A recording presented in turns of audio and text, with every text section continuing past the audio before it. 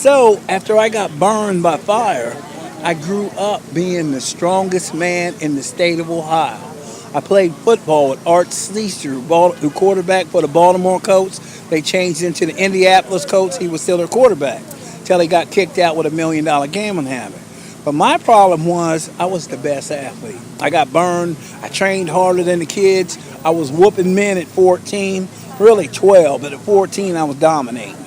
My father died right before my 14th birthday, so was on my own. But Republican law enforcement that I had to whooped all the blacks, all the whites, everybody bad, I whooped.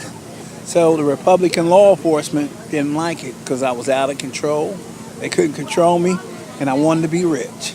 So they put me in prison for 12 years on nonviolent lies to stop me from being a rich man. And I've been telling America ever since I've been out, right before George Bush got elected. I called 911 during the George Bush presidency. I didn't call the White House because I knew he didn't care. And I called 911, the FBI. And then when Obama got in, I've been calling the White House comment line. And these boys here got mad because I kept calling the White House, and the operators said I'm talking mean to them. The Secret Service. They called me up on one of my phones, and I told them my story. But before they got a chance to talk to the guy that called me up, this guy came out, James Lawson. And then another two guys came out, John Van Horn and Brian Bliss. And they all want to talk to me, but they miss me. So they left their cards. They made a big mistake because I'm a tough man.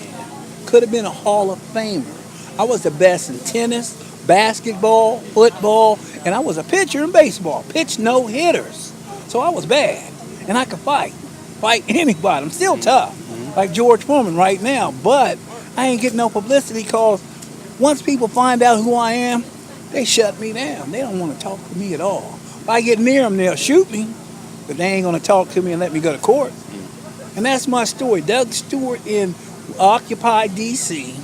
Part of the protest is to get the millionaire evil people and also stop their evil law enforcement in America wherever I can.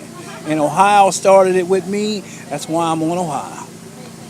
All right. So how long are you going to hang out here? Oh, I've been out here for about a month and a half. You going to stick around for a while? Oh, yeah, I'm going to stick around.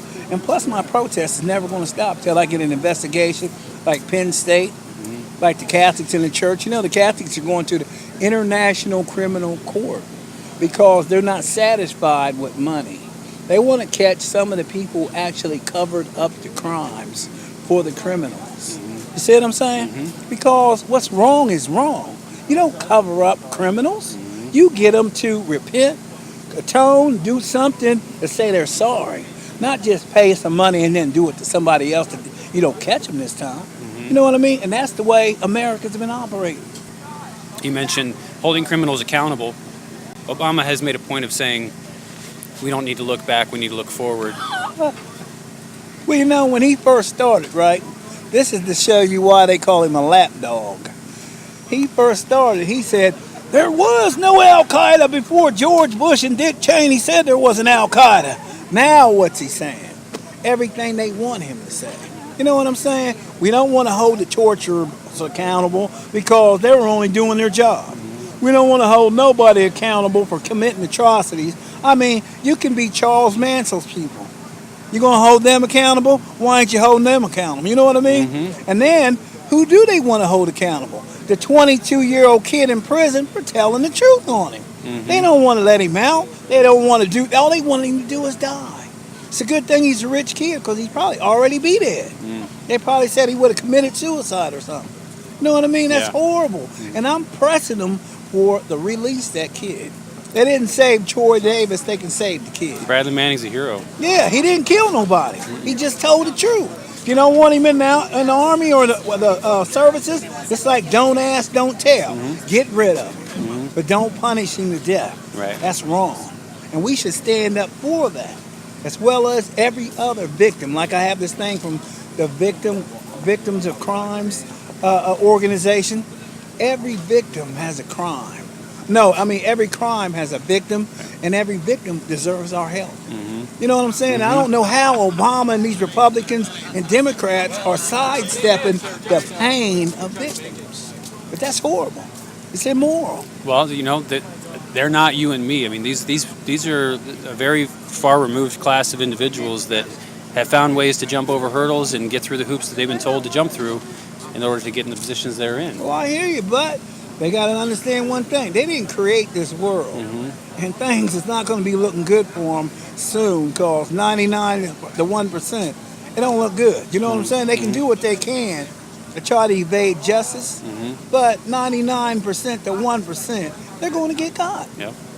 Name's Doug Stewart, and I'm looking for him to get God. You know what I'm saying? Thank you, Doug. Okay, man. Yeah. Thanks for keeping up the good work, man. Hey, man, that's what I got to do. Like I say, I'm a multiracial man. I'm part white, part Indian, and part black. And all my friends will tell you from day one that it wasn't about your color. Because I used to sleep over white kids' house. They used to sleep over my house. It's about your character. If you're decent, respectable, you're all right. You're a bully, you're bad, you got a problem. Yeah. You know what I'm saying? That's the way I've lived my whole life. Right on, brother. Thank you. Okay, man. All right. All right. And what's your name? Diana. Diana, what's been your experience here at Starbucks with the Occupy movement? Have they been using the bathroom? What's their demeanor been like? Well, we really haven't been having that kind of issue here, quite honestly. I mean, everybody's friendly for the most part that I've seen, and they're very cooperative, so All right. it all balances out.